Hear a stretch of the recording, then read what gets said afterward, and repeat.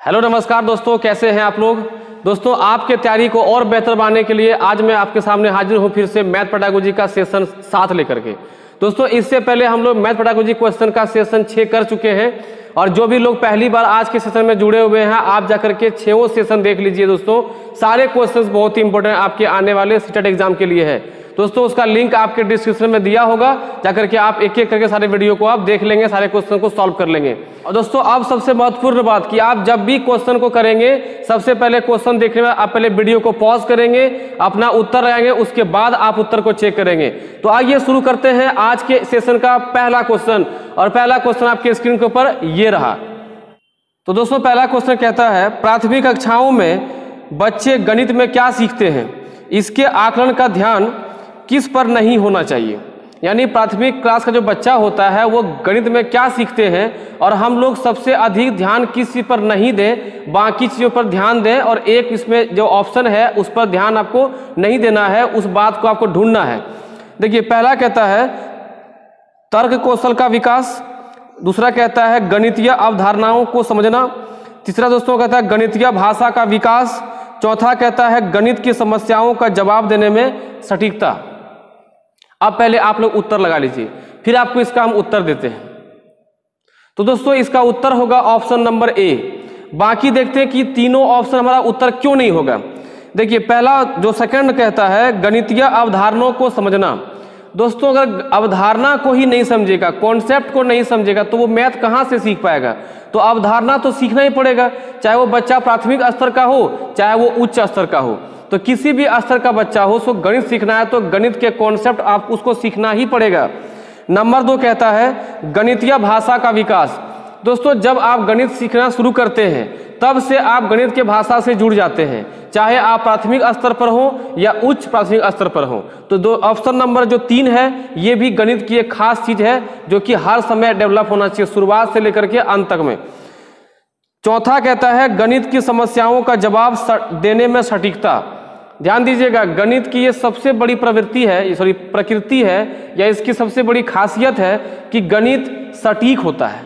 यानी इसका उत्तर आप ये नहीं बोलेंगे कि भाई हाँ ठीक है, मान लो कि 19 हो जाएगा, मान लेते हैं कि 29.5 आ रहा है, अरे उत्तर तो 30 है ना, 29.5 मान लो उत्तर 30 ही है, ऐसा नहीं कह सकते। आपको सटीक उत्तर लाना पड़ेगा। अगर आपका उत्तर 30 है और अगर आपका उत्तर 30 नहीं आ रहा है तो समझिए कि आप गलत कर रहे हैं। तो सटीकता से जवाब देने का भी क्षमता का विकास शुरू से होना चाहिए बच्चों में। देखिए पहला क्या कहता है तर्क कौशल का विकास। दोस्तों, तर्क कौशल का विकास धीरे धीरे मैथ सीखते सीखते आप तार्किक होने लगते हैं। तो ये प्राथमिक स्तर पे ही जो है विकास हो जाए ऐसी कोई गारंटी नहीं है। तो इसका जो है आकलन आप प्राथमिक स्तर पर ध्यान नहीं देंगे। ऑप्शन नंबर ए उत्तर ठीक है। कहीं को दिक्कत समझने में। आइए बढ़ते हैं अगले क्वेश्चन की ओर। तो दोस्तों, दूसरा क्वेश्चन आपकी स्क्रीन पर ये रहा।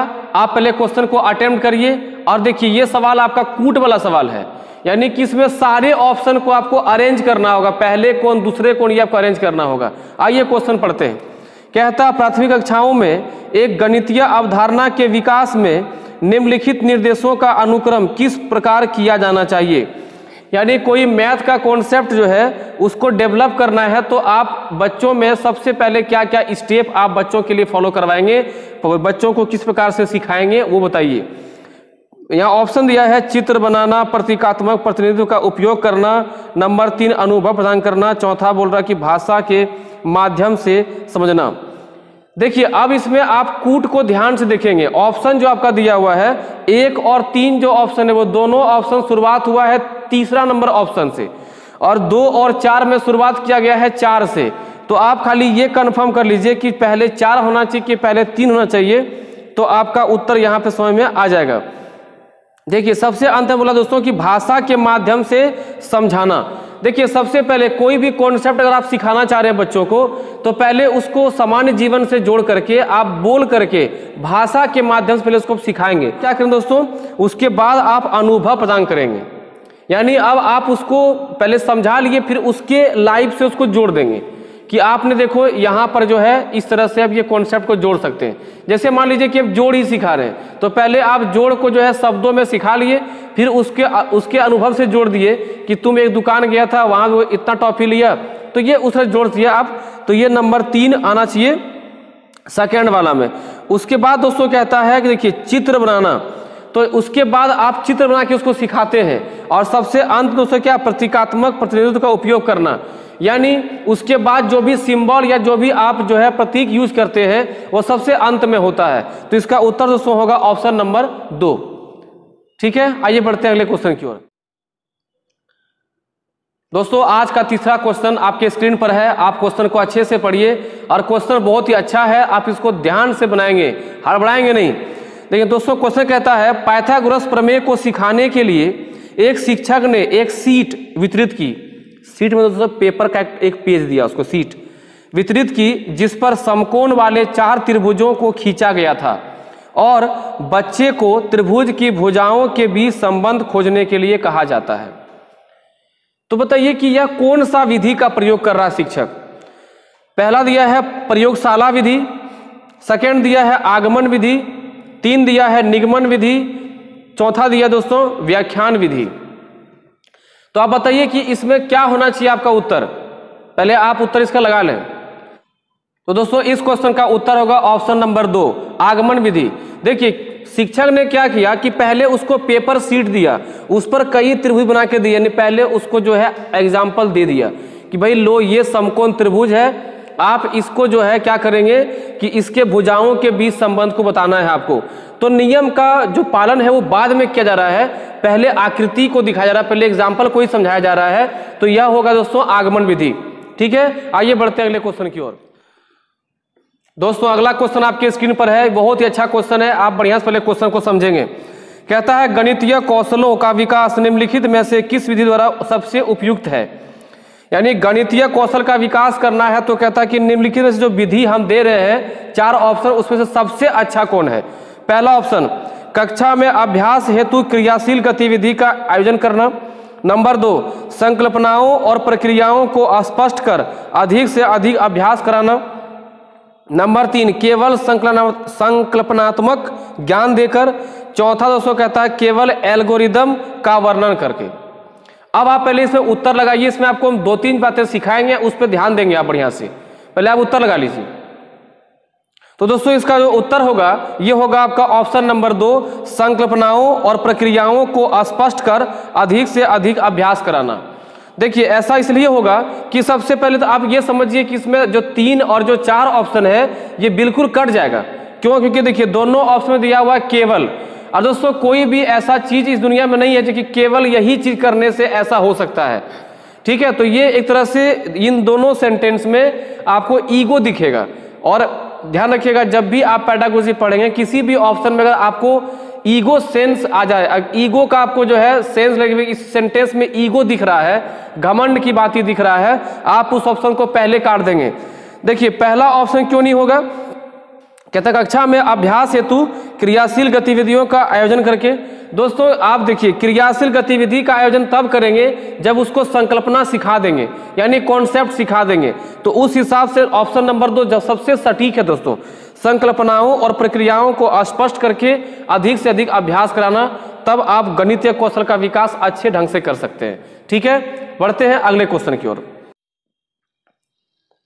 तो दोस्तों अगला क्वेश्चन आपके सामने है। क्वेश्चन कहता है कक्षा 4 के छात्रों को यह स्पष्ट करने के लिए कि शेषफल सदैव भाजक से कम होता है, कॉमा के लिए उपयुक्त विधि निम्नलिखित दिए गए विकल्पों में से चुनिए।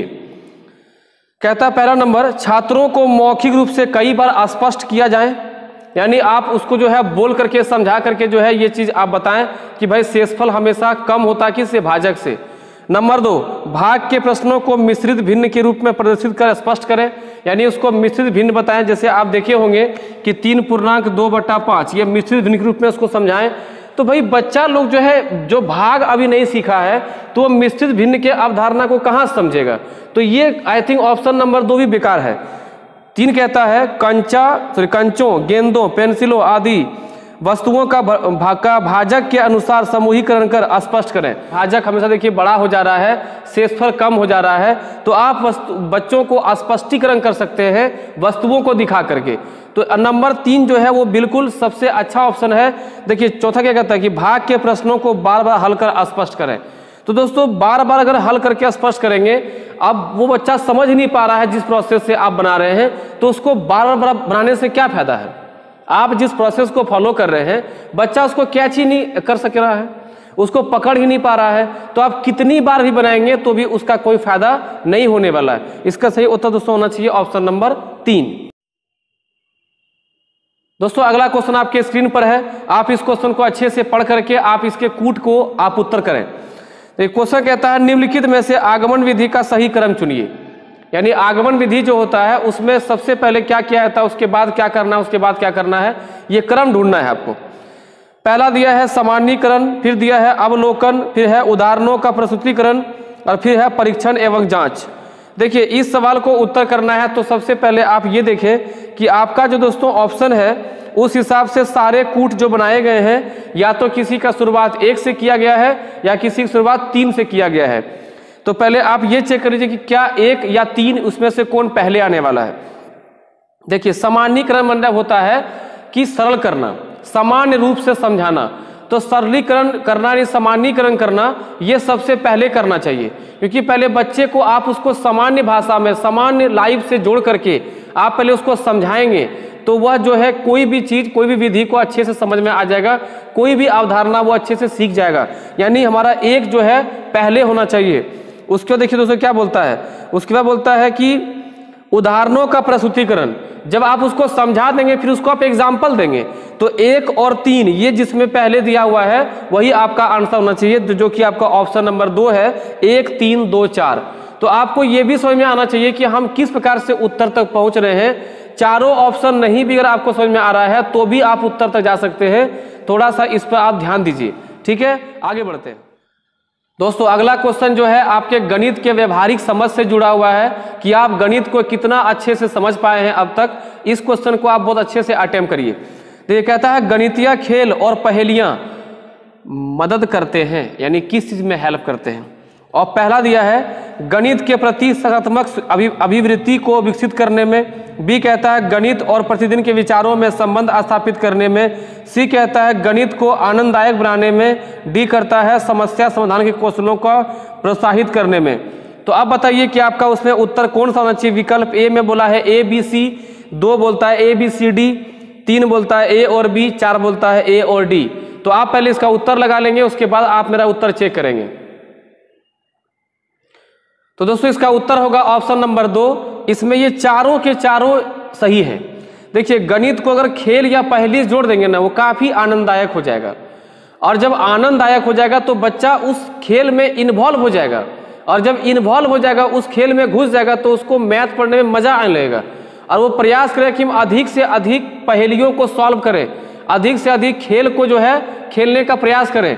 उससे क्या होगा कि वो प्रोत्साहित होगा और वो काफी प्रॉब्लम या समस्याओं को सॉल्व कर सकेगा।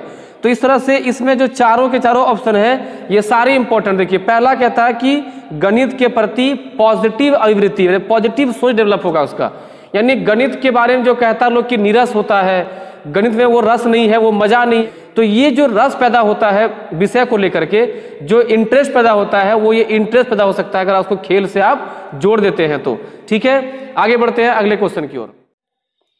तो दोस्तों अगला सवाल जो आपके स्क्रीन पर दिया गया ये बहुत इंटरेस्टिंग क्वेश्चन है, क्योंकि ये आपके जीवन के अनुभवों से जुड़े क्वेश्चन दिया गया है। आप इसको अच्छे से पढ़ के उत्तर करेंगे। क्वेश्चन कहता है कि वास्तविक जीवन से गणित का संबंध बनाने के लिए और अंतर विषयों को विकसित करने के लिए निम्नलिखित में से किन मूल्यांकन योजनाओं का उपयोग किया जा सकता है। देखिए यहां बोला है गणितीय संबंध बनाने के लिए, किससे, वास्तविक जीवन से, और अंतर विषयों को विकसित करने के लिए, यानी जो बच्चे के अंदर में जो विकास नहीं हो पाया है कुछ चीजों का, वो उसको विकास करना है, उस गुण को विकास करना है, तो उसके लिए हम कौन सा क्रम इसमें अपना सकते हैं, और मूल्यांकन का इसमें जो है कौन सा क्रम या कौन सा योजना आपको उपयोग करना चाहिए। पहला दिया है क्षेत्रीय भ्रमण, मौखिक परीक्षण और ड्रिल कार्यपत्रक। देखिए क्षेत्रीय भ्रमण यानी कि आप आसपास पूरा घूम करके, मौखिक परीक्षण पूछताछ करके, और ड्रिल कार्यपत्र यानी कि फोर्सफुली कोई चीज को अंदर डाल देना। तो पहला ऑप्शन ये था। सेकंड दोस्तों कहता है कि सर्वेक्षण, परियोजना और जांच सूची। नंबर 3 दोस्तों कहता है क्षेत्रीय भ्रमण, मौखिक परीक्षा और जांच सूची। चौथा बोलता है क्षेत्रीय भ्रमण, सर्वेक्षण और परियोजना।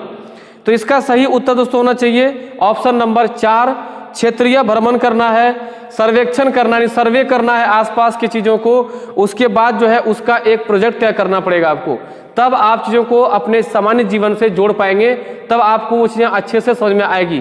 तो आपका ऑप्शन नंबर 4 दोस्तों बिल्कुल सही उत्तर है। ठीक है, बढ़ते हैं अगले क्वेश्चन की ओर।